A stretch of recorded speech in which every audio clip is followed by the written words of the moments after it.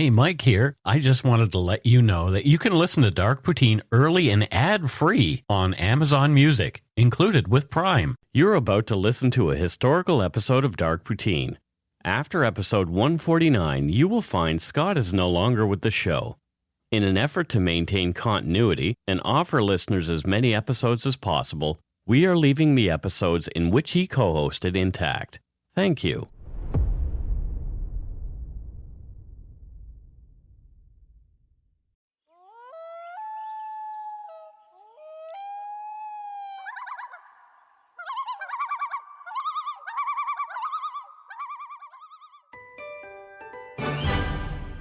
Well, those loons sounded festive. Well, they're festive loons, that's why. Welcome to Dark Poutine. I'm Mike Brown, creator and host. With me, as usual, is my good friend and co-host, Scott Santa Claus Hemingway. Oh, I'm nowhere near Claus levels.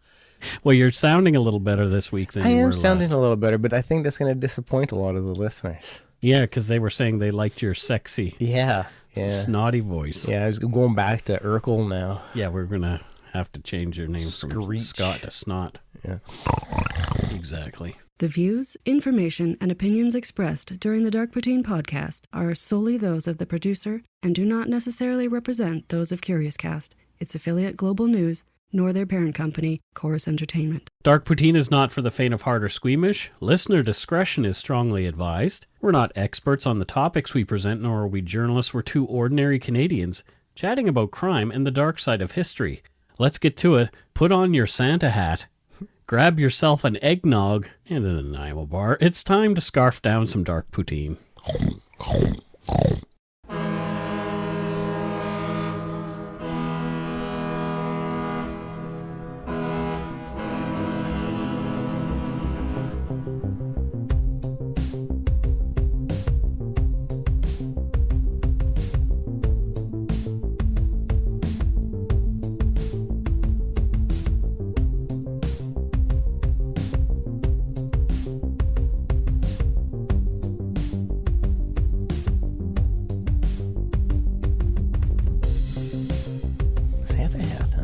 A Santa hat. That's a good call. That's a good audible. It's very toothy. Yeah. Well, yeah, literally. And you can have a double-double with an eggnog. Can you? Sure, you can have some eggnog. When does a double eggnog shot. Nonsense thing. So are you an eggnog one of those fan? Coffee. Because it's a contentious topic. I do. I like eggnog. Me too. I love eggnog. Yeah, there you go. Finally something we agree on. Yeah, right? I always overestimate how much I like it, though, and I'll be like, yeah, eggnog, and I'll pour like a giant glass of it, and I'll get like 1/3 through, and I'm like, no, I'm good. I feel sick to my tummy. Yeah, because it's just so heavy. It's like you're drinking molasses. Or the lactose takes charge, and then you got to go twosies. Yeah, it's pretty much in and out. Yep. Oh, boy. But I love eggnog. Yeah, it is good. Yeah. So this is episode 105, and if you haven't gathered by our festive loons and the way we're speaking, it's our third holiday special. I can't believe this is our third one. Yeah, that's pretty crazy. Well, I guess time, when we started the show, but still, came early, but it's still crazy that we've got. So it's more than 2 years. Yeah. Yeah. That's nuts. Behooving. Oh, God, that again.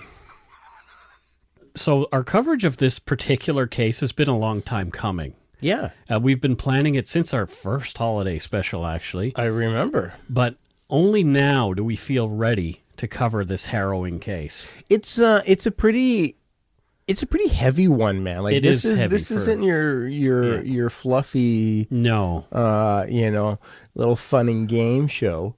As it takes place in Los Angeles, though, this holiday episode will also be an away game. Yeah. Yeah. So, which is good for the folks to recognize. Yeah, it's our first holiday away game. Yeah.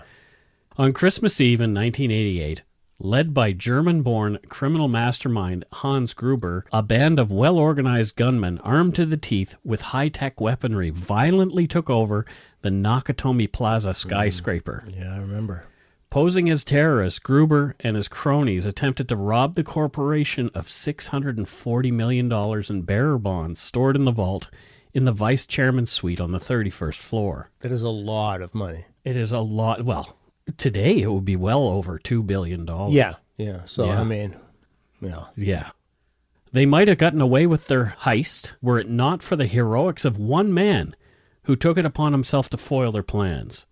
That man is the husband of Nakatomi executive Holly Gennaro and New York City police officer John McLane. Yeah, I remember this case very well. Yeah. Yeah. So this is the Nakatomi Plaza incident. Yeah. It was in the news a lot. For quite some time, there was an inquest afterward to determine, whether or not there was a lot of killing, actually, that went on. Well, yeah, exactly. And how could this be prevented moving forward? What can went we wrong? learn? What can we learn from these? There were a lot of things that went wrong here, and so we'll highlight some of those as we go on. Yeah. The research for this episode comes from eyewitness accounts, including the hero himself, Los Angeles police reports, and multiple news reports, as well as that inquest. The paper is probably 700 to 800 pages long. Yeah, I can imagine. It actually seems shorter than what I would think. Wow. Yeah. Okay. John McLane, the hero of this story, is a beat cop from New York. He and his wife Holly had been having marital troubles the months prior to Christmas. Oh, jeez. It was rumored he had a wandering eye and may have been disloyal to Holly at some point, and she was aware of his infidelities. Now, I'm not sure. I couldn't corroborate those things. I remember that being a very strong rumor. Yeah.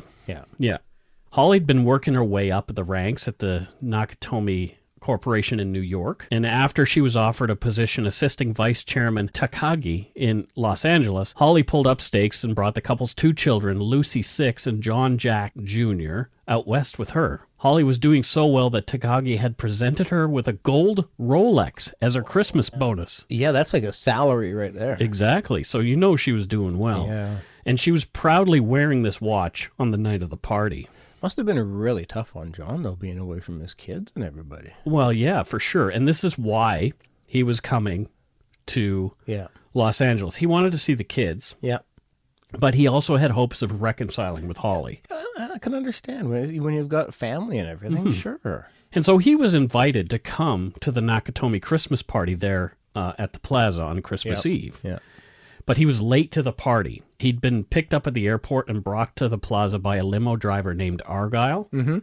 And Argyle had been hired by the Nakatomi Corporation. And John explained what was going on between he and his wife as they were driving. Yeah. He wanted to surprise her with a limo ride home. So he asked Argyle, hey, can you wait around? Yeah. And so Argyle decided he would do that. Argyle's a pretty damn good driver by the sounds of it. Very, very willing to... Well, this was his first limo job. I remember hearing he was about... he was actually a cab driver before this. So yeah, that slipped my mind. I forgot. So Argyle decided he would wait in the parking garage below the building, and he'd listen to some loud music and chat with his girlfriend on the car phone. And he also discovered that there was a mini bar in the backseat of the limo there, so he availed himself of some of the drinky poos. Well, I mean, you've got many an hour to wait. Right? What else are you going to do? You're in a limo. Exactly. Enjoy said limo. Yeah. And especially it's your first time, whatever. Right? Who cares? Yeah. Although drinking on the job, he could get himself in a lot of trouble. Well, he wasn't technically working. He was only hired to bring John there. Mm-hmm. Yeah, and, he was doing a favor. It's still a bold move, but I've got Argyle's back. Yeah, he shouldn't have been drinking and driving, though. No. This is also a concern. Yeah, exactly. Nakatomi Plaza is an impressive steel and glass, 34-story, 493-foot skyscraper in Century City in Los Angeles, and it's at 2121 Avenue of the Stars. Is that an actual street? That is, yeah. That is where it is. It's the headquarters of the California division of Nakatomi Investment Group, a wealthy Japanese corporation with billions of dollars of assets and investments worldwide. Construction on the building commenced in 1985, and Nakatomi Plaza opened in 1987. Mm-hmm. A year before the events it's most known for. A number of floors and a couple of the elevator shafts were still under construction when this incident took place. Oh, yeah. Yeah, that is correct. Gruber's meticulous scouting of the Nakatomi Corporation's security system and building floor plans, utilizing a still unknown insider and a skilled hacker, allowed him to plan the technical portion of the heist. So it is very much considered that Gruber had someone on the inside of the Nakatomi Corporation who was helping him out. Yeah, I always thought that person was found. They never found out who it was. They never found out who it was. Jeez, that guy or girl must be counting their lucky stars. Maybe they were there at the party that night. Nobody really knows. Probably living in the Bahamas now. Just got the F out. Well, you would think anybody who just kind of disappeared afterward would be. I bet you the police have an idea. But anyways, I digress. Evidence is tough. Yeah. Gruber chose the evening of December 24th as the target date for the heist, as the building's highly trained security staff would be just a skeleton crew, with most of them on leave for the holidays. That makes sense. And he was also well aware that Nakatomi corporate Christmas party was being held there on the 30th floor, and that the employees who remained to celebrate would be caught off guard, full of alcohol and other forms of holiday cheer. It was the 80s, after all. Oh, my God, yeah. Yeah, so it's there probably was a coming out of the faucets. a little bit of the old nose candy going on there. And I can, that, not trying to speak highly of a terrible person, but Gruber did do his research. I mean, I see the logic in his planning. He actually was a member of a German freedom fighting group called the Volksfrei for a time, but he was kicked out of that. Of them. Yeah. He was kicked out of that group for being too violent. Well, I mean, look at what's happening. So, okay. This is much after he was booted out of that group. So. Oh, really? I didn't realize so much time had passed. Yeah. Just after 7 p.m. on Christmas Eve, security footage recovered at the scene shows a 5-ton truck and a Mercedes sedan entering the courtyard of Nakatomi Plaza. The truck took the ramp into the parking garage as the Mercedes parked near the front of the building. Gruber and a group of heavily armed men piled out of the back of the truck in the parking garage, dragging guns and heavy wooden crates with them. I remember afterwards seeing footage of that. Security footage, and it was pretty terrifying. It is terrifying. You think, wow, these guys are really, they've come to make a mess. Yeah, I mean, like coming out with guns, like that shit's going to go down. It's not like they kind of, let's just try to be on the sly. And, no, that was like a terrifying sight. The two men who were in the car quickly entered the front lobby of the building, and they distracted and then killed the 2 security guards on the ground floor, securing the scene. Yeah, that's what I'm saying. Like, these guys, they've got everything for you. They're just coming out. They're not here to negotiate. Pew, pew. Well, I thought you'd be a little more upset that 2 security guards have died. No, that's what I'm saying. Yeah. Yeah, that's what I'm saying. Like, these guys are not, but they're just like... so there's these 2 gentlemen who probably has families. It's Christmas have been dispatched Eve. With on Christmas Eve. So moving forward, their families are going to have to deal with the fact that their sons, brothers, fathers had been murdered. What should be the most joyous time of the year is now marred with this event. And this complete disregard. Like, you come in and you kill. Absolutely. Gruber and some of the gunmen and the group's hacker, whose name was Theo, made their way to the 30th floor toward their target. 3 others took crates to the upper unfinished mechanical floors of the building. One of the bad guys, dressed in a security officer's uniform, was installed at the guard desk to keep up appearances. Yeah, that makes sense. The bad guys all used CB radios to communicate between floors on the between the groups on the different floors. Yeah. There was no cell phones at the time, so I mean, not like we have now. You might have had a Motorola brick and whatnot back then, but nowhere near. This is much more sophisticated. Yes. This was as highly sophisticated as they could be, considering the technology that they had at the time. Yeah, it was pretty fascinating to. Gruber and his group exited the elevator and began firing into the air, sending people diving under furniture and screaming in fright. Yeah, this guy is just a piece of work. Can you imagine? Like, you're just at your Christmas party and some dickhead, a bunch of dickheads just burst in and start firing their weapon. You're just having some fun, dipping your nose in some candy, and the next thing you know, like fucking gunfire. Like, you can just see how terrible this Gruber guy is, because he's not coming in and giving people a chance. No, it's just that's your entry. But that's the thing; shooting. These guys want to get control right away, so you got to freak people out as much as you can. This is what I'm sure what he's thinking. This is how a psychopath would think. Sure, totally. Yeah. John McLane, who I mentioned was late for the party, he was changing for the party in another room, so a back office kind of thing. Yeah. And he'd stripped down to his undershirt and he'd taken off his shoes and socks. Oh. When McLane overheard the automatic gunfire and ensuing mayhem, he grabbed his service weapon, a Beretta 92F, out of his holster that he'd hung on a door nearby. Yeah, classic New York officer. Always got his weapon with him, ready to go. I have problems with that because I'm wondering how he brought his gun from New York. Apparently, he had it with him on the plane. It was the 80s, Mike. Yeah, I guess it's before 9/11. I could walk onto an airplane in the 80s with a sword and nobody would have given a hoot. Yeah. It's crazy to think that those were times. But security's so tight now. Oh. You know, like this kind of thing. He had a weapon with him, which, you know, will come into play later on. But think about it, this happening now. Security is so tight, he wouldn't have that weapon with him. Mike, I can't bring a full container of gel on my airplane. I know, it's ridiculous. Let alone a weapon of any kind. So rather than face these really well-armed gunmen head on, John made a decision to escape and try to better assess his options. So he found his way into a stairwell. Oh. And sadly, in all the excitement, he had to leave so quickly he was unable to put his socks and shoes back on. So he was barefoot from this point on. But you can really see that officer instinct in him. Like, yep. It's instant, like, grab the okay, gun, I need to, see what we get a good assessment of the situation. Exactly. That's a well-trained officer. Overhearing noise on an empty mechanical floor, John carefully opened the door and snuck up on some of the bad guys. Oh, jeez. He was watching them unpack the wooden crates that they'd dragged from the truck. Yeah. There were guns, rocket launchers, and explosives inside. Shit, imagine seeing that. Like, you're Mr. McLane and you're just like... Yeah. You're what just is like, happening? I've been pulling people over for, traffic violations. Chasing maybe a kid for stealing from a store. Yeah. Things like that. I'm sure he had a lot more. It was New York.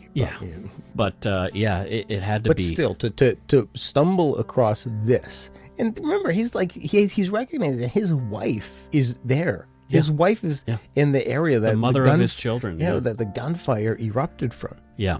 And so he's got to be thinking, oh my God, I wonder if she's okay. Yeah, and then you're seeing fucking rocket launchers. Mm-hmm. So two of these bad guys began to set explosives around the upper floors of the tower as McLane headed back to the stairwell to a lower floor. Yeah. Grüber stepped to the front of the group and began his freedom fighter terrorist spiel. Oh, God. Meant to hide his true agenda, the heist. Mm-hmm. Due to the Nakatomi Corporation's legacy of greed around the globe, they're about to be taught a lesson in the use of power. You will be witnesses. Grüber then picked the vice chairman, Joseph Yoshinobu Takagi, out of the crowd of revelers. Oh, so he knew. Well, again, this is. He had to do some walking around the crowd and try and figure out who he was. With an armed escort and the hacker, Grüber dragged Takagi into the elevator and up to the executive office suite where the money is in this vault. Mm. So, again, he's done his homework. He knows where the money is. Yeah, no, as much as I loathe the man, he's done his work. I'm wondering who the insider is. It bothers me throughout this. Me too. Mm-hmm. Yeah, me too. The more we talk about it, the more it bothers me. Because there's somebody who is free today. Yeah, who essentially facilitated this. Exactly. Completely facilitated this. Knew that he might not have known the violence that would ensue, but he or she knew effing people's lives up. So in the meantime, John McLane made his way up the stairs and ended up in the same suite as the vice chairman's office, trying to figure out his next moves. Oh, wow. He didn't know the bad guys were coming until he heard the elevator doors open, and he hid. Yeah. Sort of in an adjoining room with like a glass window so he could see and sort of hear what they were talking about. He thought it better that he do that because, again, he's outgunned. Yeah. And he needs to figure out what he's dealing with. Yeah, for sure. Theo the hacker set to work on Takagi's computer, and Grüber asked Takagi for the passcode. Hans and Takagi were sitting facing each other at Takagi's desk, and of course Gruber's got the power position sitting in Takagi's seat. Of course, yeah. You know, what a dirtbag. Yeah. Takagi was confused at the request for the passcode. He was wondering, are these guys here for the computer? What are they really here for? Yeah, because he announced when he started shooting like this is about a power. Right. Grüber then owned up to Takagi that he was after the money, not computer access. Okay. And Takagi told Grüber that he didn't have the code anyway, that there were 7 safeguards on the vault and the code was only the first step. At this point, Grüber took out his pistol, leveled it, and coldly fired a single shot at the unarmed man. The 9mm bullet tore through Takagi's head, killing the 41-year-old father of 5 instantly. Yeah, I remember the debate and dialogue surrounding that because, there's a lot of people who hate corporate entities. Right. It's like, who cares if it's just just taking down But the this is a man human, and stuff. no, Well, he's a human being. I know, I'm on your side. I was actually quite appalled by the debate of how anybody could find pleasure in the fact that this individual was taken out. Because again, family. And the way he was, just boom. Yeah. And that's it. Yeah. And not every CEO or owner of a corporation is a terrible person. And can you imagine John McLane watching from the other room, not able to do anything? Just trying to figure out what the hell is happening. Yeah. How serious is this? Yeah. Should I be concerned about my wife? Shouldn't I? When you see that, you just know. So he scampered out a back stairwell and up yeah. into a darkened mechanical floor where he pulled the fire alarm, hoping to alert the authorities. Smart. This was a smart move, McLane. He would later beat himself up for being unable to help Takagi, but he has since come to terms with his choice not to take action. Yeah. I mean, he realizes he wouldn't have lived to tell the tale, and the bad guys might have escaped. Yeah, and, we all have the... we can all now think back and remember of the outcome and know how things turn out. But in that moment and soon afterwards, I can understand his emotion and frustration with himself. Well, he'd be no help to his wife and her coworkers if he was dead anyway. No, the outcome could have been completely different. Yeah. Thanks to the alarm, though, the bad guys now knew that they had someone else in the building there. Mm-hmm. The security board alerted them to his location. Oh, you know how I wasn't aware. Yeah. Well, I used to work security. If an alarm goes off in a building, and you'll know where it was pulled. You would know exactly where it was. Oh my God! I did not know that. So the bad guy at the security desk called 911 to report a false alarm, and another man was sent to check the floor that the alarm came from. Interesting. Okay. Yeah. I often wondered why the police didn't. In my mind, I thought, well, why didn't the police come? But I guess they... We'll get into that. Yeah. Most likely the reason that only one man was sent to find the person who'd pulled the alarm was that the bad guys assumed it was an unarmed party guest who'd set it off, and not a New York City police officer with his 9mm sidearm. Yeah, no, I totally makes sense, yeah. Yeah. So Theo, the hacker, quickly cracked the password, which opened the first lock. Oh, wow. And then he set about bypassing the next 5 locks, which required a sophisticated drilling rig. Oh, now it's making more sense for that truck. Yeah. 5-ton truck. Exactly, all the crates. Yeah. Mysterious Theo was also a talented safecracker as well as a hacker, so that's pretty interesting. He was a pretty talented individual. It's quite the skill set he's got. He was concerned about the final electronic lock, which he knew he couldn't crack, but Grüber had plans for that, though. Theo just had to get through the others as fast as he could. Oh, okay. Yeah. John McLane watched out of the window as the fire trucks approached the building and then turned around and left. Oh, sweet Jesus. Yeah, because, they've been called off by the guy who calls 911. Well, and that's where I got tricked up. Because I wasn't really aware, or I forgot anyways, that call was made. But here's the thing. I know now that fire department policy is if an alarm is pulled, you show up and go up to the site of the alarm to determine where that is. Now, that may not have been the policy for the Los Angeles Fire Department at the time. Yeah. Maybe this is the event that actually precipitated that. I'm going to say that it is quite probable. Yeah. It's quite probable because, I would imagine after the investigating done after the crime, something like this would be something implemented in new policies and procedures. Totally. So, makes sense. So McLane, he was cursing the firemen when he heard the elevator doors open. He wants them to come on. Oh my God! Imagine you're him. You're thinking, here comes some salvation. Yep, and it's going away. Nope. As the elevator doors opened, he hid and got the jump on the gunman who was carrying an automatic Heckler & Koch 9mm MP5 submachine gun. Holy crap. And a heavy duffel bag over his shoulder. It just sounds terrifying. Yeah. So the two men fought. There was gunfire, but no one was hit. McLane and the bad guy ended up fighting at the top of a stairwell, and when they tumbled down the stairs, John McLane landed heavily on top of the other man, breaking his neck and killing him instantly. What an interesting death. Like, when you've got two strong individuals fighting it out with guns involved, you would think that somebody's going to get shot. Nope. No. Nobody got shot, but although there was gunfire, they're both trying to get at each other. Yeah. How composed is John McLane? Because this has just got to be like just the most he terrifying. seemed to be in what I've read. Yeah. Is especially in his autobiography. Yeah. He seemed really terrified at the time. Yeah, but I guess that's where the difference between officers and regular mortals like us Or is trained people.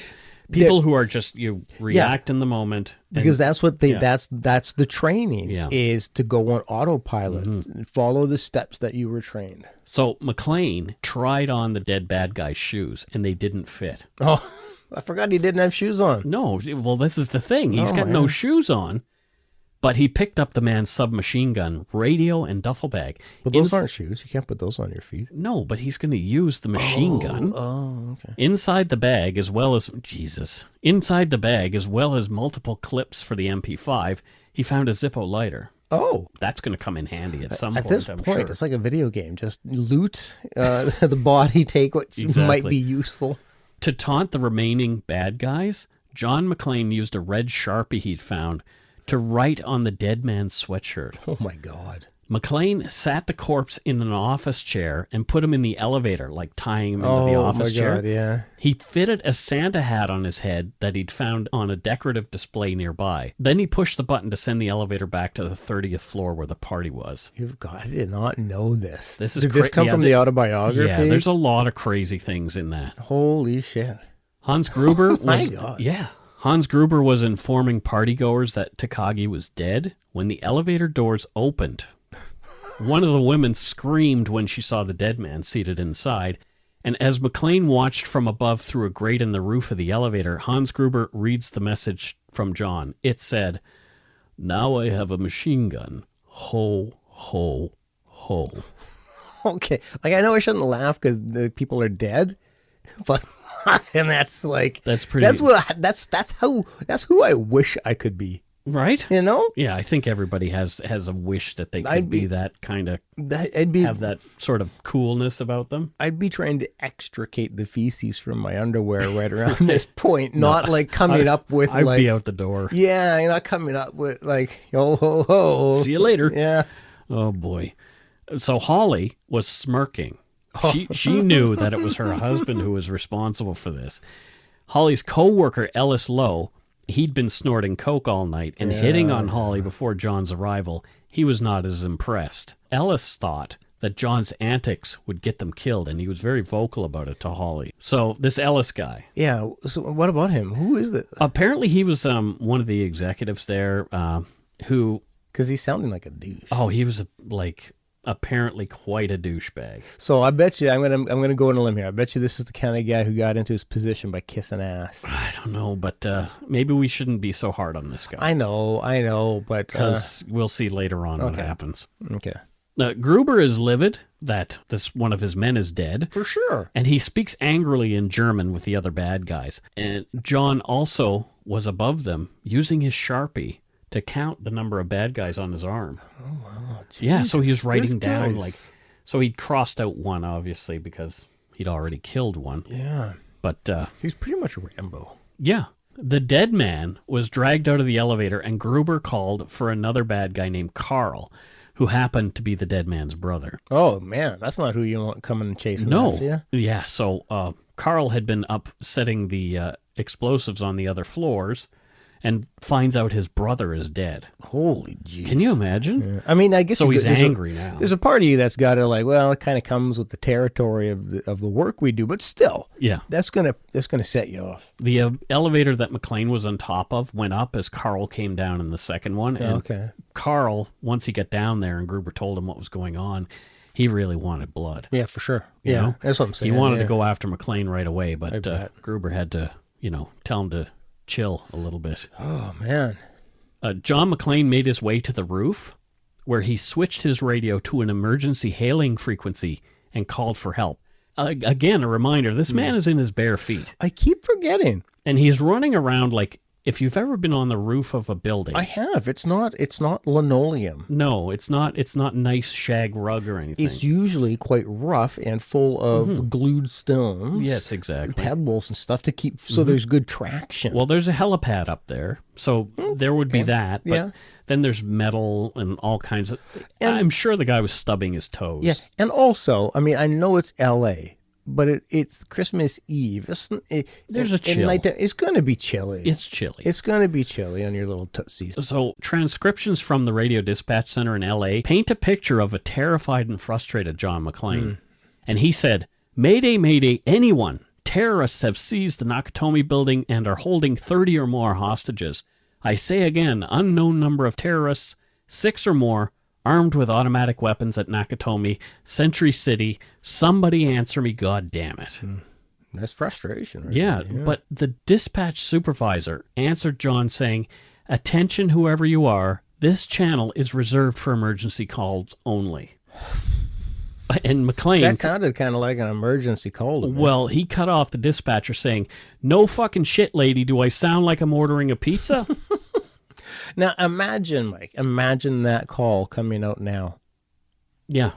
Like, things would be treated far differently. Yeah. And honestly, though, McLane wasn't maintaining proper radio protocol. No. He was cursing and swearing. Yes.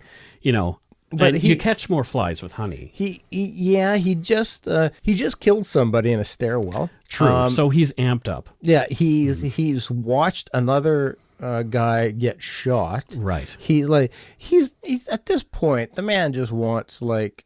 I'm sure that the reaction by the supervisor and the other dispatchers was taken into consideration in the inquest. Yeah, I would hope probably that some also. things had to change. I mean, like I said, it was a 700 to 800 page document. I didn't really notice anything because there were other more story driven things that I really wanted to glean from that. Yeah, I didn't notice any of that either when I didn't read it. Right. In response, a single black and white LAPD cruiser was sent to investigate.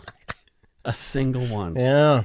All these heavily armed guys. Jesus, if only they knew. And it slowly made its way to Nakatomi Plaza. And the bad guys knew that the mystery man was on the roof to make the emergency call because they'd overheard him on their radio. Oh, that's right, because he's using the same frequency. Yeah, exactly. Yeah, Duh. yeah. Carl was going to get his chance for revenge on the man who'd killed his brother. And we'll take a break right here. If you're looking for a smoking gun, I can absolutely guarantee you will not find it. In October 2001, a series of letters filled with a deadly powder called anthrax were dropped into the U.S. mail system. What started as an unprecedented case turned into an unsettling mystery. Who sent these deadly letters? And why? From Campside Media and Sony Music Entertainment, I'm Josh Dean, and this is Cover Up Season 4, The Anthrax Threat, available now.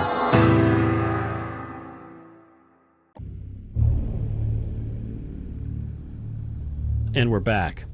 So LAPD dispatchers assumed McLane's call was a prank. Yeah. Well, Sad. Yeah. The police officer sent to investigate was Officer Al Powell. Oh, yeah. He'd been buying Twinkies at a nearby convenience store when he was contacted by dispatch to respond. Like, you think that's just a joke? You think that's just cliche? But he was literally buying Twinkies. Yeah. He'd lost his confidence and had been a desk jockey for a number of years on the police force, since accidentally shooting an innocent 13-year-old who had pointed a toy gun at him. Oh my God! There's still so much relevance in this story to current times. Yeah. Wow. Well, Powell later intimated, quote, and I spoke to him about this. Okay. You know, when you're a rookie, they can teach you everything about being a cop except how to live with a mistake. Anyway, I couldn't bring myself to drop my gun on anybody again, end quote. Yeah, I can. This sounds like a good man who made a mistake and has a conscience. Well, can you imagine this poor guy today? Yeah, you shoot a kid as a rookie, and with social media, he would be shamed into. Yep, for sure. But here we are. Like, here's a police officer who felt terrible about the mistake that he'd made. Yeah. You know, he repented for it by sitting behind a desk for any number of years. I mean, the man was in his 40s, so he had to have been a police officer. If he was a rookie, quite some time, yeah. As Al headed for the tower, Carl and another couple of bad guys discovered John McLane at the roof.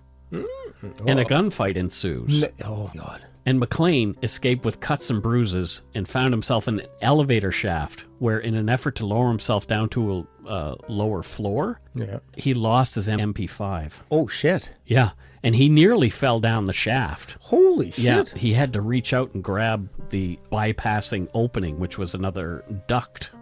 Fuck, you only see that kind of stuff in the movies. Jesus. Absolutely. And he climbed into this ductwork in the ceiling and used his Zippo lighter for light. Oh, well, see? Yeah, so thank goodness that he'd found that Zippo. Always loot bodies. Yeah. And video games have taught me that. And Carl, though, saw the glow of the lighter as he peered down into the unused elevator shaft.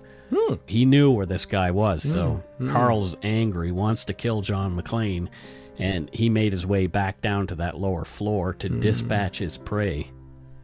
And he began firing into the ductwork, almost killing McLane. Holy shit. Some of the bullets came very close. Holy but shit. before he could find McLane, Yeah. he was called back to the party by his boss, Hans. The boss calls, this has got to wait. I mean, where's John McLane going to go, really? Yeah, but the man just killed your brother. Like, I'm not trying to take the side of the terrorist here, but, I mean, he did just kill you. If it was me, I'd be... You listening, Jimmy? If it was me, I would just be like, I don't care. I'm killing this man first. Fair enough. Fair enough. I think he's got... I mean, he knows who his boss is. Yeah, I guess so. He's, he's able to separate mission from emotion. McLane made his way back to one of the empty floors with a boardroom where he looked out a window and saw Powell's LAPD black and white near the entrance. I'd be thinking, like, just where can I nap at this point? God. But Powell, however, was inside, being convinced by a fake security guard that everything was okay. Not noticing the bodies that must have been lying I'm somewhere. sure they hid those. For sure, but it's just like there's something I get uneasy when thinking like that. Officers there just not knowing what might be around the corner. They might have been in the supply closet or something. Yeah, who knows? Just feet away, and he's just, Two bad guys found McLane as he was pounding on the window, trying to get the attention of Officer Powell, who was radioing in that everything was just fine. Yeah. McLane shot both of the men dead with his service weapon. Son of a bitch. Wow. You know, they've got MP5s, and he's able to take them both out with his pistol. He loots the dead guys. That's what I'm talking about. Gets another MP5 and another duffel bag, but this one is full of military-grade C4 plastic explosives, Holy shit. detonators, and blasting caps. These guys came prepared. Right? Holy Christ. Rocket launchers and C4. The dead men's shoes are still too small for John McLane, even though they were much taller than him, which is rather odd. And you hate to say it, but it's getting comical at this point. Yeah. This poor guy just get him some damn shoes. Exactly. In a desperate final attempt to get Powell's attention, John McLane shot out a window in the boardroom where he was. Yeah. And threw one of the corpses of the dead men he'd just killed out. What? The body landed heavily on the hood of Powell's cruiser and broke the windshield. The man's head went right through the windshield. Are you shitting me? I am not. Seriously? Yeah. I don't remember hearing that at all. You would think that, wow. Yeah, so Al's crapping his pants. And good aim. Yeah. And at the exact same moment, one of the bad guys opened up on Powell's car from a lower floor with an M60 heavy machine gun. What? Armies aren't this well armed. Some. Wow. Powell, who was terrified and cursing, jammed his car into reverse as it was riddled with bullets. Wow. This Right? poor guy. McLane recalled in his autobiography, yelling out the window to the cop, "Welcome to the party, pal." I mean, McLane's got balls of steel. I guess so. Like, my God, like he even has his like comedic wits about him. Yeah. Throughout all of this. The cop car crashed over a concrete barrier out of the line of fire, and Powell escaped without injury. Thank goodness. Thank God. I'm rooting for this guy. And although he was shaken up, Powell stuck around waiting for the cavalry. He was calling like, "Get me out of here." But interestingly, even with all the gunfire and all that kind of stuff going on, Argyle, the limo driver, heard nothing. He was listening to really loud hippity hop music in the limo. Oh my God, I totally forgot about Argyle. The hippity hop. Yeah, the hippity hop, as the kids like to say. Mm-hmm. When he's not listening to the hippity hop, he likes to chill in his dope white crib. It was the 80s. Yeah. The LAPD black and whites began to show up because Powell had been screaming for backup. But news reporters who had been listening to their police scanners also heard of the events and started heading toward the towers. Oh, yeah, they'd eat the shit. You know, the stringers, all those scumbags who hang around. And like, you know, you've seen Nightcrawler. I have. Loved it. Yeah, it's a fantastic movie, but that's a scary individual. Yeah. I'm sure they're not all like that. But well, have you watched that Netflix show? Yeah, some of them were like that. Yeah. All of this is going according to Gruber's plan. Even the police arriving was what he wanted. Yeah. For real. But that makes sense then why they're so well armed. Well, you'll see why Gruber wanted the police there in a bit. At this point, a conversation between Gruber and McLane took place over the radio. Gruber was trying to figure out who McLane was, and McLane was being cagey. Here's a portion of the conversation that was recorded and later transcribed for the inquest into these events. Okay. I'll be Hans Grüber. Oh, okay. I got to do some voice acting here. And Scott will be McLane. Damn right I am. You know my name. I don't know yours. Just another American who saw too many movies as a child. Another orphan of a bankrupt culture who thinks he's John Wayne, Rambo, Marshall Dillon. I was always kind of partial to Roy Rogers, actually. I really liked those sequin shirts. Do you really think you have a chance against us, Mr. Cowboy? Yippee-ki-yay, motherfucker! Wow. Yeah. Wow. Did you hear? Did you think for a minute McLane was here? No, I did not. Oh, shit. Okay, no, I did not. I felt it. But he said yippee-ki-yay, motherfucker. Yeah. So that's where that came from. Well, I'm sure he wasn't the creator of it. Well, I'm sure yippee-ki-yay, I'm sure was not his, yeah. But I'm sure he added the motherfucker at the end. Because that's you hear people with that all the time, and typically when it's like a dangerous situation. So yeah, without a doubt, it is definitely from the Nakatomi incident. Yeah, yippee-ki-yay, motherfucker. Yeah, funny, hey? Yeah. Well, probably not to Hans in that moment. No. News reports began to get out about the story that was unfolding at Nakatomi Plaza as Powell and McLane were communicating over the radio. Well, and also gunfire. Yeah, and stuff like this. Exactly. People have got to be like peering out their windows. Oh, what's going on? Exactly.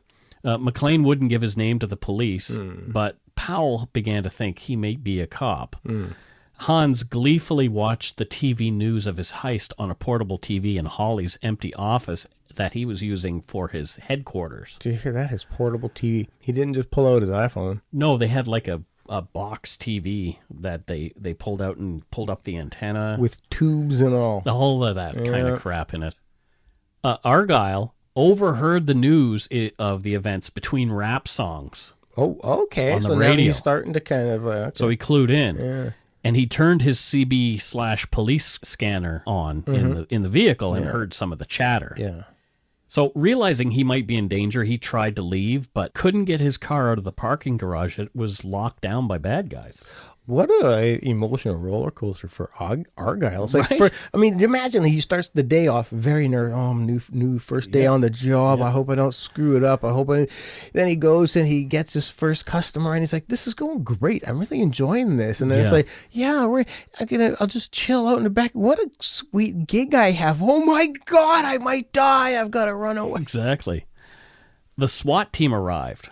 And they began to make their way to the building on foot. Yeah. But they were seen by the hacker, Theo. Nerd. He was still working on the locks, but he was also monitoring the security cameras on his computer. The bad guys shot and badly injured the LAPD SWAT team members who were making their way to the building. These aren't the guys you want to piss off, No. in my opinion. A LAPD SWAT tank was also blown up by rocket launchers at Hans' orders. Holy shit! So he really was planned. Oh my this, God. They were were shooting out the spotlights and all that kind of stuff My that God. the police were shining on the building. Yeah. Jesus Christ! Terrible. McLane decided now is the time he needs to use the C4 that he's found. Yeah. So he wired it to a chair inside a broken computer monitor. So one of those big CRT monitors. Yeah. And then he tossed the whole bomb down an elevator shaft. Okay. Luckily, the explosion took out the two guys with the rocket launcher, saving many lives in the process. Wow. You know what words I've never said? Time for me to use this C4 and detonators. Yeah, right? That's not, I've never, that, and I hope won't ever. It's time for me to use the C4 and detonators. At this point, John McLane had single-handedly taken out 5 of the bad guys. Oh, wow. Wow. Wow. And also, where's my rocket launcher? I've never said those words. Exactly. The ensuing explosion was so massive, it damaged those lower floors of the building extensively. Yeah. The LAPD's deputy chief of police berated McLane over the radio for his recklessness. I don't know. I kind of get both sides. If I'm that officer, I would, if I'm the chief of police, I would definitely be like, okay, like this dude's reckless. He might cause more injury and damage than anything else. But in the same vein, it's like, isn't he your best hope? There's someone on the inside. You have at least one person on the inside. I can't imagine a stuffy chief of police feeling that way. But yeah, if I'm like one of the people held hostage in there, I'm like, yeah, give us more McLane. Exactly. Send in more McLanes. So most likely not thinking straight from all the cocaine he'd been sniffing, Holly's co-worker, Ellis Lowe, This guy again. gave Grüber John McLane's real name No. and asked John to give Grüber back his detonators to save everybody. Ellis was still trying to protect Holly's real identity as McLane's wife, but miscalculated his own worth. This. Well, Grüber shot Ellis between the eyes and coldly threatened to shoot more hostages if McLane did not give over the detonators, and John again refused. Yeah, I mean, Ellis was a victim, and he didn't ask to be there, and he got killed. It was dumb to do what he did. But also, Yeah. he was a dick. Yeah, true. So I'm conflicted, Mike. Buying Theo more time to get to the last lock in the vault, Grüber talked to police making demands for the release of political prisoners from around the world, as well as helicopters to get him and his men and the hostages to safety. As is protocol in a terrorist situation, the FBI was called. 2 FBI agents named Johnson & Johnson soon arrived to take over the negotiations. For real, Johnson & Johnson? Yeah, that was their real names. My God. Grüber then went to check on the status of the explosives himself near the roof, and for some reason left his own pistol behind near a stairwell. Oh, no, no. You don't do that, Grüber. I don't know why he would do that. Well, he's getting overconfident, probably. Yeah. Then he ran into the bloody and bruised, barefoot, heavily armed John McLane. Oh, my God. So he had to think fast. Yeah. Grüber put on an American accent, claiming to be one of the hostages. Okay, tough call for John to... According to John McLane's later testimony at the inquest, McLane handed Grüber his Beretta. Grüber, who thought he'd fooled McLane, pointed the weapon at McLane and asked for the detonators back. Yeah. John refused, and Grüber attempted to shoot McLane, but found the gun was unloaded. John was now sure of who he was dealing with. It was McLane who'd fooled Grüber. Holy shit. As John was about to take control, Carl and 2 more of the bad guys arrived to back up Grüber. Holy shit. You couldn't script this. Right. Like, holy shit. A gunfight ensues. Yeah. And submachine gun fire from John McLane and Gruber's thugs shattered glass all over the mechanical floor that they were on. Oh, God. I know where this is going. 2 bad guys were shot and killed by McLane in the fracas. McLane, so that's 7 now that he's killed. McLane later recalled overhearing Grüber ordering Carl to shoot out more of the glass around the floor. Yeah, that's smart. I mean... John knew this was to keep him pinned down in his bare feet. Yeah. But Grüber had underestimated the courage of this resourceful cop, and John ran for an exit through the glass when Grüber and Carl were ducking for cover. Holy shit, that was tough. Yeah, this is who I wish I could be. Well, John made his way down to another floor where he spent time picking shards of glass, like huge shards of glass, out of his bloody, awfully bloody feet. And he'd lost so much blood, he thought he was done for. Yeah. And he was asking Powell over the radio to apologize to his wife for him, but still not letting on that she was there at the party. Yeah, and you know, you wonder, like, how can the story even continue and stuff, but I guess adrenaline. Right. Like, I broke my leg and I couldn't feel any pain until after the adrenaline wore off. And so it's a hell of a drug, that adrenaline. Yeah. John, sadly, had left the detonators behind because he was unable to retrieve that bag that he had. Yeah, he's just running to live. He couldn't get them because of heavy fire, right? Yeah, he's just trying to live. Exactly. So Grüber and Carl found the detonators and made their way back to the vault where Theo and the last remaining thug were working. Theo was down to that last lock. It was an electromagnetic time lock. Oh, that sounds fancy. Right? The FBI, playing by their own rule book and thinking they were simply dealing with a terrorist event, cut the power to the plaza. Okay. Without power, the last electronic lock disengaged, opening the vault for Grüber and his men as they loaded up bags full of those bearer bonds worth $640 million. Holy shit, you would have thought they would have had a redundant backed up power like that, source. But apparently not. Holy shit. The FBI then let Grüber know that the choppers were on their way, and in fact, they'd called for air support. So, my God. Choppers full of armed people. Yeah. Hans was overheard saying, quote, "They touch down, we blow the roof, they spend a month sifting through the rubble, and by the time they figure out what went wrong, we'll be sitting on a beach earning 20%. End quote. Okay, I kind of chuckled at that. What a dirtbag. Yeah. McLane made his way to the roof and found it wired to explode. Woo! He tried to let the police know, but was discovered by Carl before he could make sense of it. So here comes Carl again in the elevator. Man.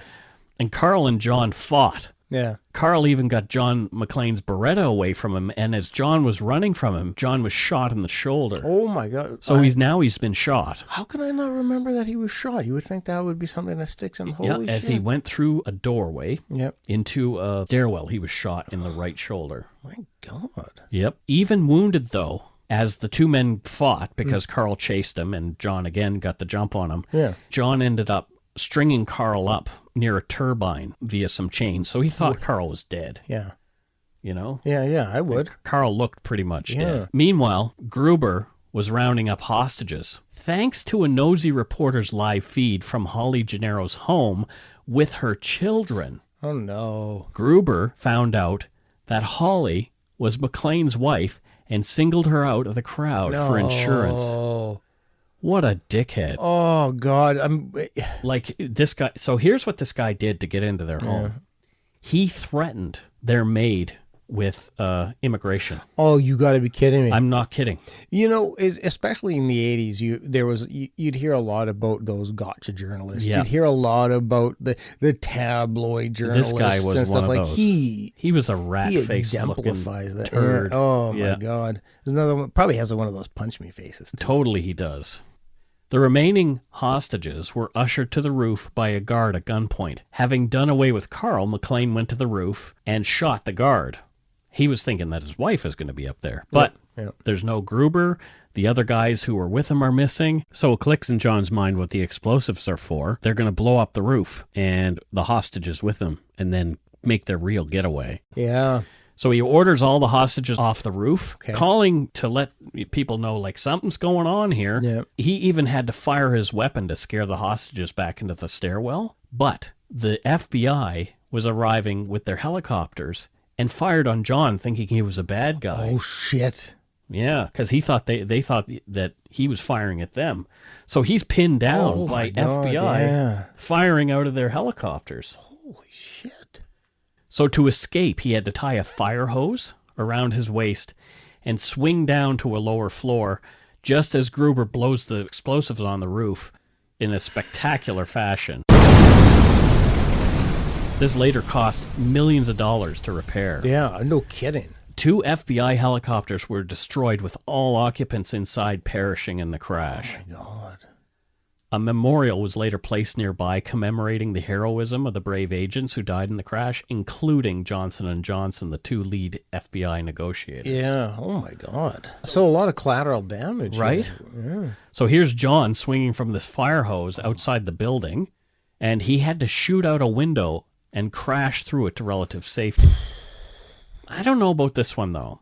This comes from his own testimony and his autobiography, but it's been questioned by many and put to the test and debunked by Mythbusters as impossible. What, shooting out a window? Yeah, so shooting out a window and then going through it with your bare feet. Yeah. The Mythbusters actually did an entire episode on Really? this. And they couldn't replicate it? They couldn't replicate it. But, you know, the one thing that they were probably missing is adrenaline in that heat of them. Like, people can lift up cars. Lots of things can happen. You know, and so that's a component that you just can't. And when you know your life is actually on the line. So Mythbusters speculated that he had to have gotten down another way, but as there was no security cameras on the roof or near the window, it's unknown for sure. But the fire hose was later found exactly where John said it would have been. I'm gonna go with I just because I want to. I'm gonna believe John McLane.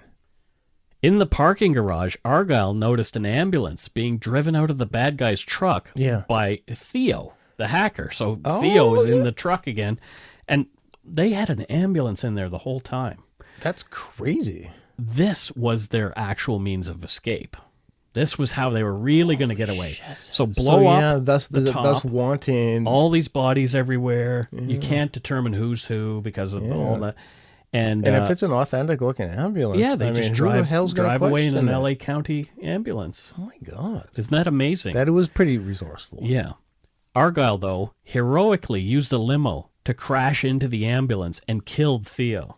What a first day. Right? Jesus Christ. He later received a commendation from the city for his bravery. Yeah. And he got some cash from the Nakatomi Corporation. Oh, good. And that he was awarded that, and it allowed him to open a steakhouse in Los Angeles. Well, son of a bitch, really? Right, so Argyle's Steakhouse, that's his. Holy crap. Isn't that amazing? I had no idea. Yep. Wow. So next time I go to LA, I'm going to drop in there. I'd love to meet Argyle and shake his hand.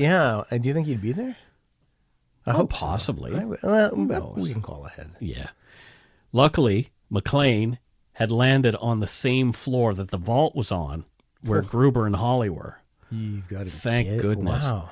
And John snuck up on them. Grüber, though, once John announced himself, put his gun to Holly's head and ordered McLane to drop his weapon or watch his wife get shot in the head. And we know this guy is like pretty trigger happy. Yeah. Clearly, he's got no qualms about killing anybody. So according to both John and Holly, John dropped his MP5 and began to laugh.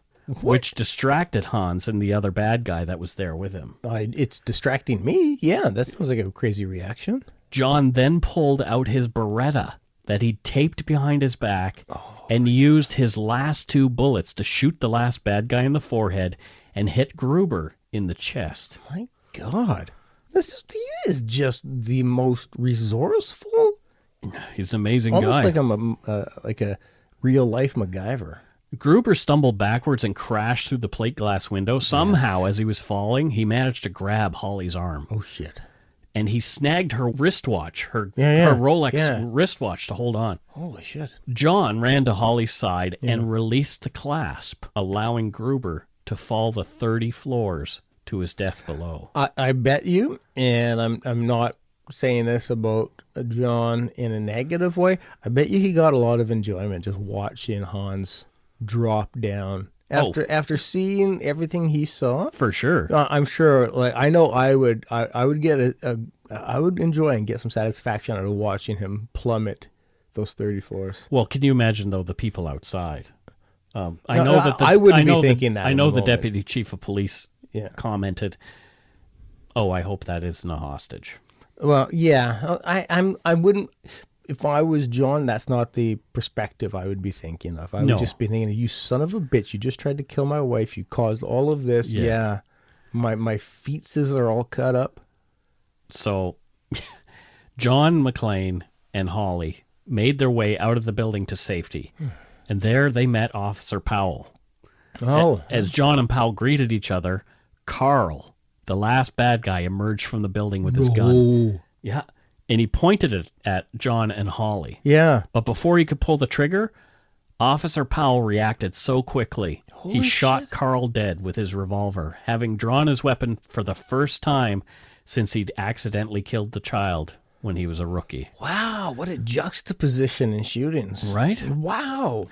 Officer Powell later received a promotion and a high commendation for his actions that Yeah, and I hope a Bentley or something like that. That's Something, pretty yeah. amazing. The reporter who'd outed John and Holly callously using their children for ratings was also at the scene at the time. Holly recognized the man and walked up to him, punched him in the face, and broke his nose. Whatever they're drinking in that McLean household there, Yeah. something's in that water, because they're both pretty badass. This reporter actually had the chutzpah later on, the nuts, to sue Holly and requested a restraining order from the diminutive little woman. Fuck this guy. Right. Argyle and his limo somehow got free of the parking garage, and he kept his promise to drive John and Holly home.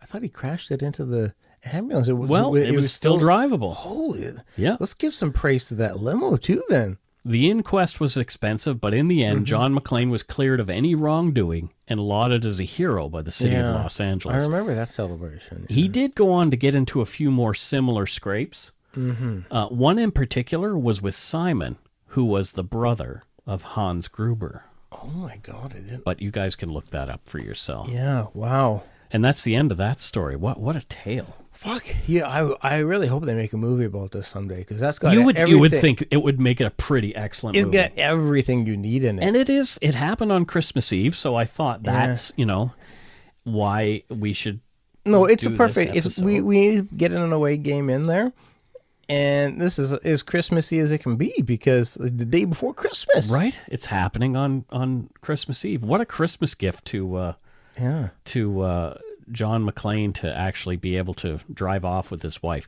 They did later on end up getting divorced, but Yeah, and I bet you Christmas was just spent him soaking his bloody feet in water. you would think that he would have been sent to the hospital. And also, Because he was shot too, wasn't yes, he? yeah, absolutely. Yeah. And I'm also curious why Argyle got to drive off, because wouldn't the police want to have a conversation with I him? never thought about that. Yeah, you would think the police would be like, Okay, Yeah. you've driven into some. we What need are your you doing statement. here? Yeah, We're going to need your statement. right. And how do they not know that he wasn't, him and John McLane weren't the terrorists? Exactly. And they've got this $600 million in the back of the limo. Exactly. So, like I said, there was the inquest. All this came out at the inquest, and I'm sure that some of the police officers there got spankings afterward. Yippee-ki-yay, motherfucker. You bet they did. Yeah, you bet. Jesus Christ. So there you go. That's it for our Christmas episode. Let's move on to some voicemails. Ooh, We've got God. some really good ones. Oh, do actually, we? This week. Yeah. Oh, great. Yeah, some folks were kind enough to send us some voicemails. There were so many, actually, I had to really do some picking and choosing, and I'm saving some for the new year when we do our next episode. good, yeah. Because who knows if a bunch of people are actually going to call over Christmas time. So Yes, true. So some I'm sure will end up being in a future episode. So don't be too disappointed if you haven't heard yours yet. So first up, just so you know, we want to mention again that we have a toll-free number that you can call. Yeah. It's 1-877-327-5786 or 1-877-DARK-PTN. Ha ha ha, right? Dark Putin. Dark Putin or Dark Putin. Yeah, Dark Putin. Putin's pretty dark. Totes. But yeah, so first up, we have Dave from Victoria, British Columbia. Dave from Victoria. Yeah, let's hear Dave. Merry Christmas. I just wanted to say I love listening to your podcast. Big fan of Mike and the sidekick, Scout, I think it is. This is David from Victoria, BC, and I hope you guys keep it up and keep doing a great job. Thanks for all the content. Scout. Yeah. That's a new one. Yeah, from Brian from Victoria. His name was David. Oh, well, was it now? Okay. Scout. And remember last episode, we talked about the bee's knees and where that came from. Yeah, we did. Yeah. Well, our friend Amanda from St. Louis, who we met at CrimeCon. Yeah, she's great. She knows her bees. Oh, my God. Like, Oh my really God. knows her bees. She actually does some scientific work with bees. Wow. So she sent us voicemail Okay. to let us know where the phrase "the bee's Oh, my knees" God. comes from. This is going to be educational. Yeah. Hey, Scott and Mike. I just listened to your episode where you asked what the phrase "the bee's knees" is in reference to, and I thought I could help shed some light on that. So bees collect pollen on their knees, and when they do, they get these little kind of knobby knees that are insanely cute. Usually the pollen is reflective of the color of the flower that they're on, so sometimes they're like pink little knees or like yellow knees or orange knees. So that's where that phrase comes from. I love your show. Super excited to see you guys in Orlando. And yeah, this is Amanda from St. Louis. So, okay, cool. See ya. Thank you so much, Amanda. That's awesome. It was just now we know the bee's knees. First off, it's just great to hear from Amanda. She's she was sweetheart, really awesome. And wow, I did not know any of that, and now it's beautiful. Yeah, little bee's knees, the bee's pollen knees. all over them. Little cute little bee's Oh knees. my goodness! And next up, we have a call from Saskatchewan. Oh, yeah. Hey guys, my name is Alex. I'm from Saskatchewan. I just wanted to let you know that you guys are on a great podcast. All the content's presented in a very easily listenable way. Being from Saskatchewan, I do notice that you have a bit of a lack of true crime occurrences that have happened here. One notable one was a nurse who was found murdered by the riverbank in Saskatoon, which is a 50-year-old case that still has been unsolved. I know you guys don't really dive into unsolved stuff, but might be a cool deep dive and maybe present some new information in the case. So keep rocking. Great job. Bye. Thank you so much. We know that we are lacking in Saskatchewanese content, but we are trying to remedy that. We're trying to do more shows from different places. So Saskatchewan is definitely on the list in the new year. And the case that you're referencing to, I know very well. And I am interested in having one of the people who was accused, perhaps, of that crime on the show. Wow. People will Google it, and a lot of people will know who I'm talking about. But it's very interesting. So, yes, we absolutely would like to cover that case at some point. It is on our list, 100%. So, wow. Yes, Great you will call. hear more Saskatchewan content. Yes, and thank you. And last, as far as voicemails go, is our friend Madison. Remember Madison from Ontario? Toronto? Yes. Let's hear from Madison. Hi, Mike and Scott. It's Madison from Toronto, the one who did the dark poutine drawing. I just wanted to thank you guys for giving me lots of jokes and fun and entertainment and spooky stories for yet another year. I just wanted to wish you a happy holiday season, happy new year, enjoy it, lots of love. Bye. Thank you, Madison. Oh, Madison. So sweet.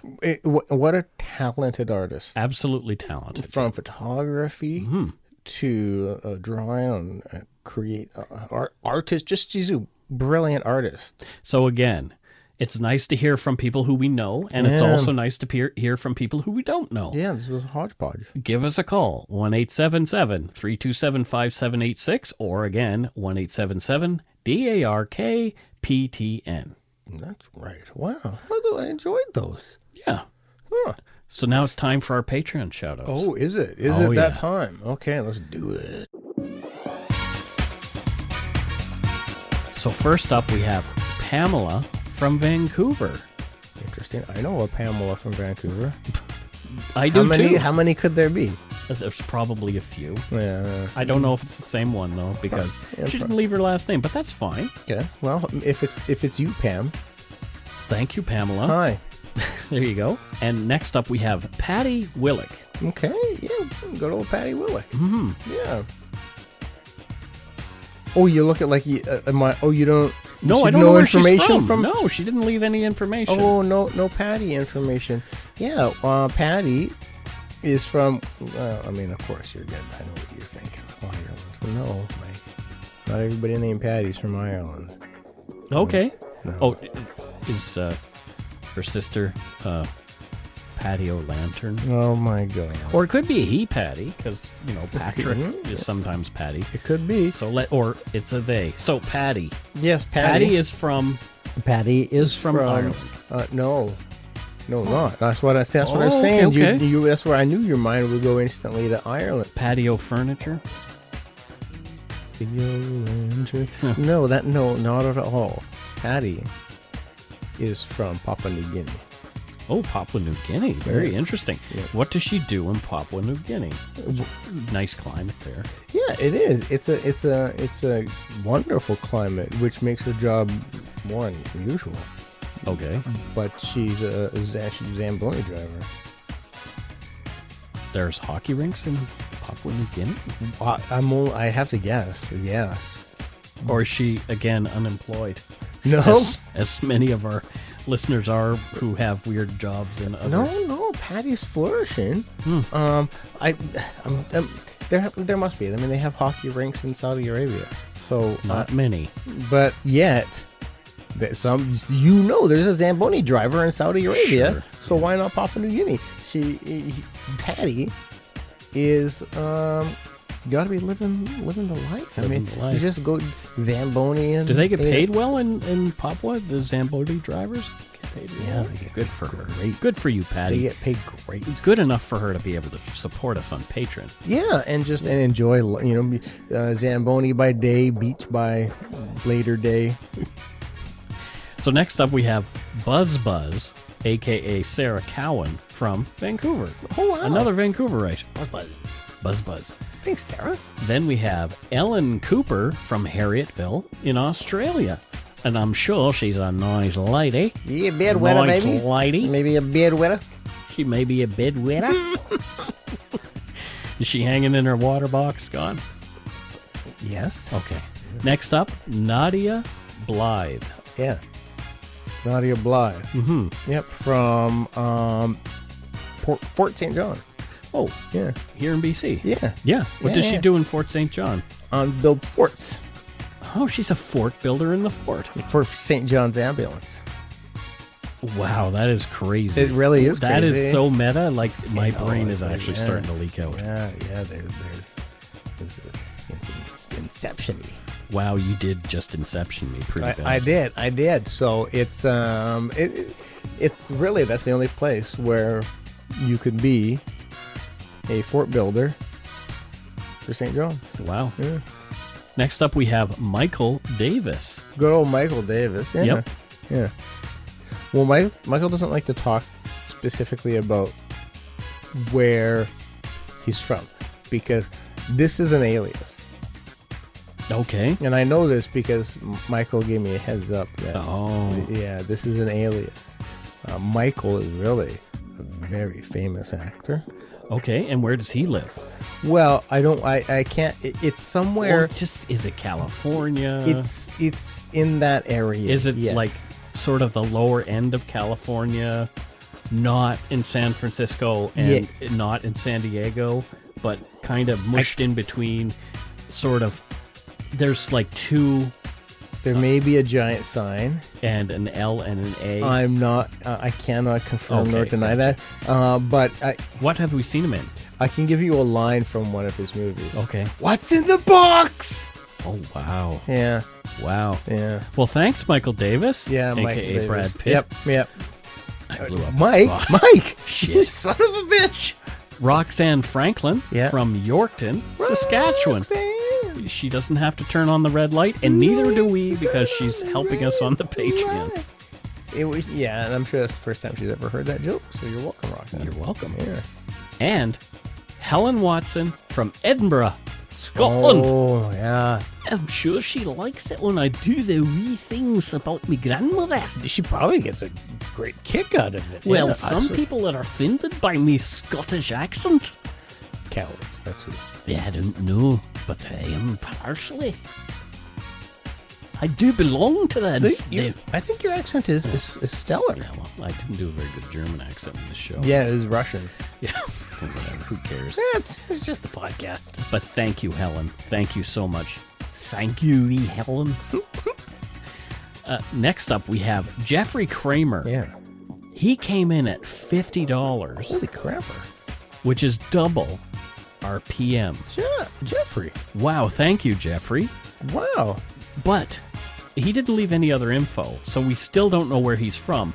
But he did give us some donut money because he felt we deserved it. Double duty? No, he gave us donut money. He gave us another $50 worth of donut money because I set up a $50 Patreon account. Yeah. I couldn't figure out how to set it to occur on the 15th. Anyway, the payments will start on January 1st. You seriously deserve it. Thanks for keeping me laughing and having trouble sleeping every week. In the meantime, here's a bit of poutine money or Nutuk money. That's what I would use it for, Jeffrey. Wow. I think Jeffrey is from one of the coolest places on the planet, a.k.a. Antarctica. Most likely. And because the may, Nutuk comment. Yeah, he may be working in that outpost where the thing happened. With Kurt Russell. No, he just gathers ice cores there. Oh, sure. Okay. Wow. Yeah. So thank you, Jeffrey Kramer. Thank you so much. That's really ridiculous. It is amazing. Wow, Jeffrey.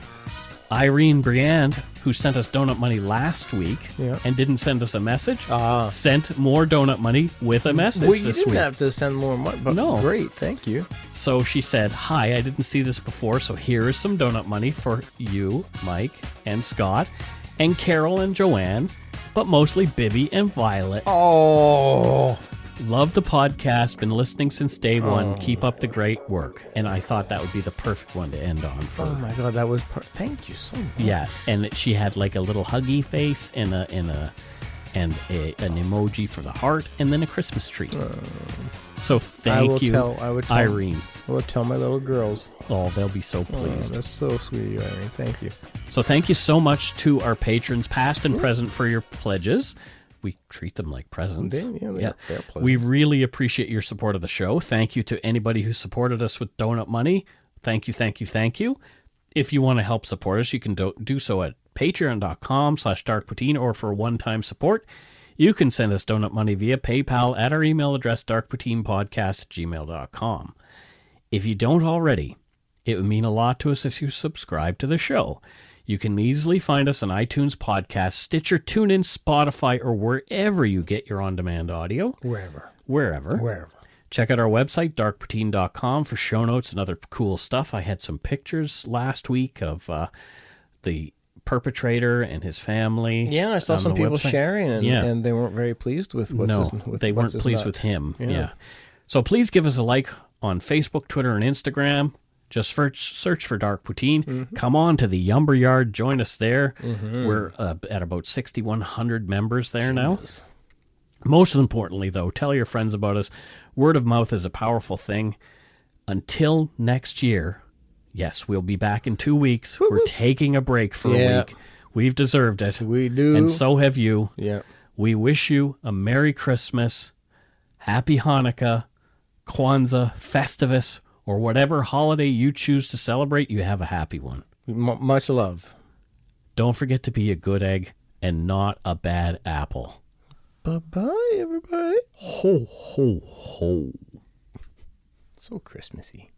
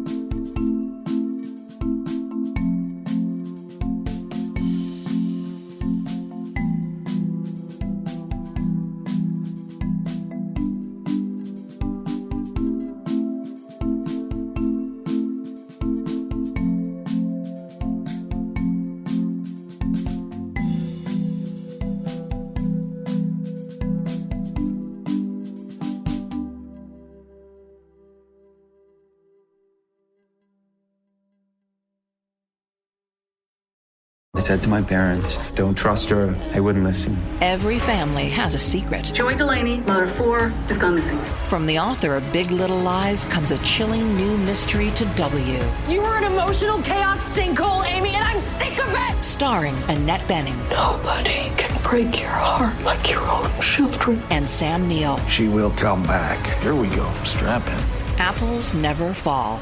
All new Thursdays, only on W. Stream on Stack TV.